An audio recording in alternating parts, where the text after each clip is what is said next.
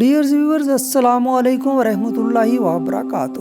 بسم اللہ الرحمن الرحیم۔ مناقب علی میں علامہ ابن جوزی لکھتے ہیں کہ حضرت عمر فاروق جب خلافت کی مسند پر بیٹھے تو انہوں نے یہ بات اس وقت کہی تھی کہ میں اس مشکل وقت سے اللہ تعالیٰ کی پناہ چاہتا ہوں جس کے حل کرنے کے لیے مولا علی شیر خدا میرے پاس موجود نہ ہوں۔ اس کے جواب میں علامہ خود ہی لکھتے ہیں کہ ایک دفعہ قیصر روم نے چند سوالات لکھ کر مسلمانوں کے خلیفہ حضرت عمر کے پاس بھیجے۔ سوالات ایسے تھے کہ جس کا جواب روم میں بھی کسی کے پاس نہ تھا۔ ان سوالات کا مقصد مسلمانوں کو شرمندہ کرنا تھا تاکہ مسلمان اپنے دین سے متنفر ہو جائیں۔ چنانچہ مسجد نبوی میں عظیم صحابیوں کی محفل جمی ہوئی تھی۔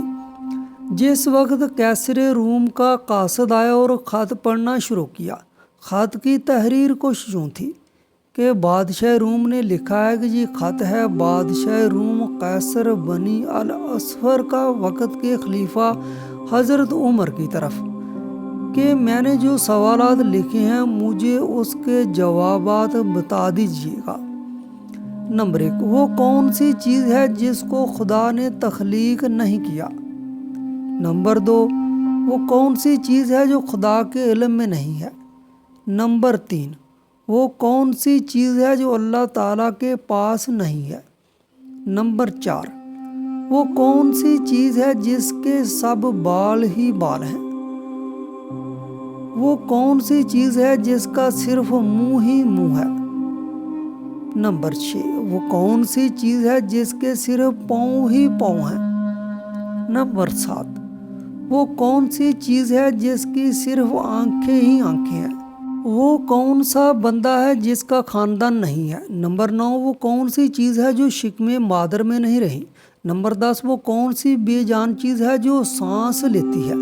نمبر 11، ناقوس کی آواز کا معنی کیا ہے؟ نمبر 12، وہ کون سی چیز ہے جس نے ایک مرتبہ پرواز کیا؟ نمبر 13، وہ کون سی چیز ہے جس پر صرف ایک بار سورج چمکا؟ نمبر 14، وہ کون سا درخت ہے جس کے سایہ کو تیز رفتار سوار 100 سال دوڑ کر بھی عبور نہیں کر سکتا؟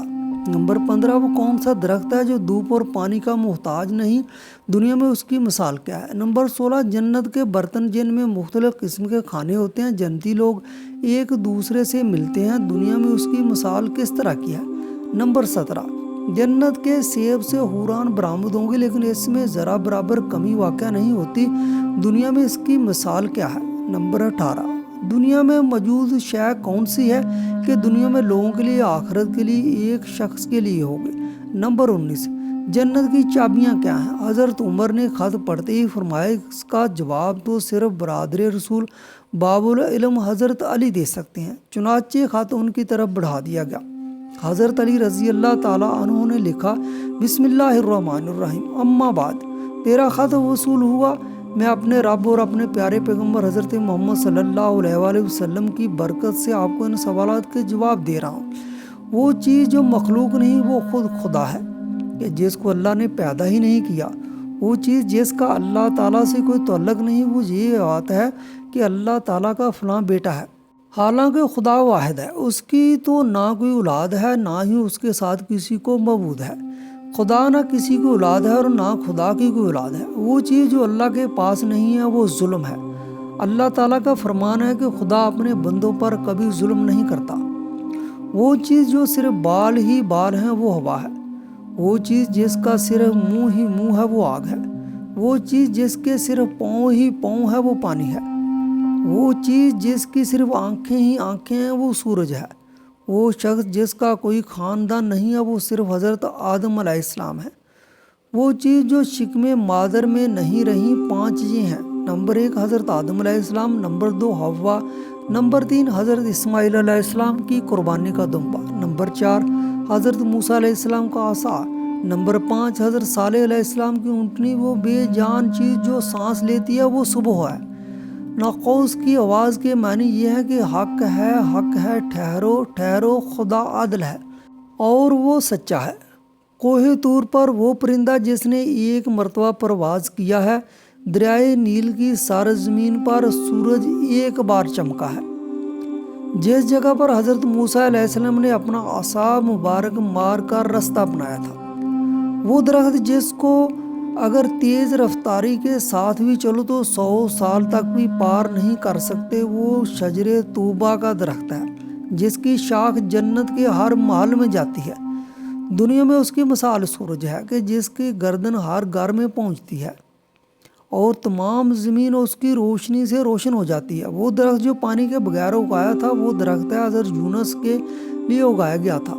اللہ تعالیٰ نے ارشاد فرمایا، ہم نے اپنے پیارے حبیب حضرت محمد مصطفیٰ صلی اللہ علیہ وآلہ وسلم کے لیے کدو کی بیلیں اگائی۔ جنت کے برتن میں بے شمار قسم کے انعامات ہوں گے، وہ ایک دوسرے سے الگ الگ ہوں گے۔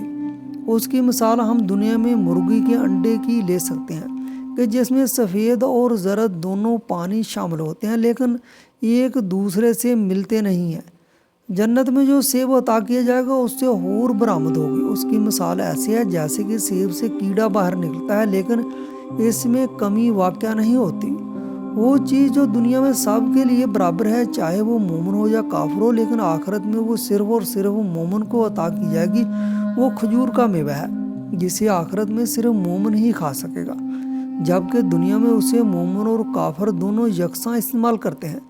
جنت کی چابیاں کلمہ توحید ہے، لا الہ الا اللہ محمد رسول اللہ۔ ابن مسیب سے مروی ہے کہ خط بادشاہ روم کو ملا، اس نے خط پڑھا اور اس نے کہا کہ میرے سوالات کے جواب صرف اور صرف خاندان رسول صلی اللہ علیہ وآلہ وسلم کو ہی مل سکتے تھے۔ پھر دریافت کیا کہ یہ جواب کس اعلیٰ ہستی نے دی ہیں؟ ایلچی نے جواب دیا کہ ان سوالات کے جوابات مولا علی ابن ابی طالب، جس کو حضرت محمد صلی اللہ علیہ وآلہ وسلم نے علم کا دروازہ کہا ہے، اس شخصیت نے یہ جواب دی ہیں۔ یہ خط پڑھنے کے بعد قیصر روم نے حضرت علی رضی اللہ تعالیٰ عنہ کو خط لکھا کہ مجھے آپ رضی اللہ تعالیٰ عنہ کا خط ارسال کیا ہوا مل گیا ہے۔ وہ پڑھ کر مجھے یقین ہو گیا کہ آپ اہل بیت نبوت ہیں اور رسالت کا قیمتی خزانہ ہیں۔ آپ رضی اللہ تعالیٰ عنہ ہی حقیقی شجاعت اور علم کے وارث ہیں۔ قیصر روم نے اپنے دوسرے خط میں لکھا کہ میری یہ خواہش ہے کہ آپ مجھے مذہب اور دین کی مزید معلومات بھیجیں۔ میں خاص طور پر روح کی وضاحت چاہتا ہوں جس کا ذکر خدا تعالیٰ نے اپنی کتاب قرآن مجید میں کیا ہے۔ اے نبی، لوگ روح کے بارے میں تجھ سے پوچھتے ہیں تو انہیں بتا دو کہ روح میرے پروردگار کا امر ہے۔ یہ روح کیا چیز ہے؟ مولا علی شیر خدا رضی اللہ تعالیٰ عنہ نے جواباً خط میں یہ لکھا کہ اما بعد، روح ایک نورانی نقطہ ہے اور ایک غیر مرئی مخلوق ہے جس کو اللہ نے اپنی قدرت کاملہ سے پیدا فرمایا ہے اور اپنے خاص خزانہ سے نکال کر اپنی ملکیت میں رکھا ہوا ہے، اور یہی روح ہی اصل میں ہر چیز کا سبب زندگی ہے، اور ہر ذی روح جاندار کے پاس یہ وقت مقرر تک امانت ہے۔ جب اس کی مدت مکمل ہوتی ہے تو خدا اسے واپس اپنے پاس بلا لیتا ہے۔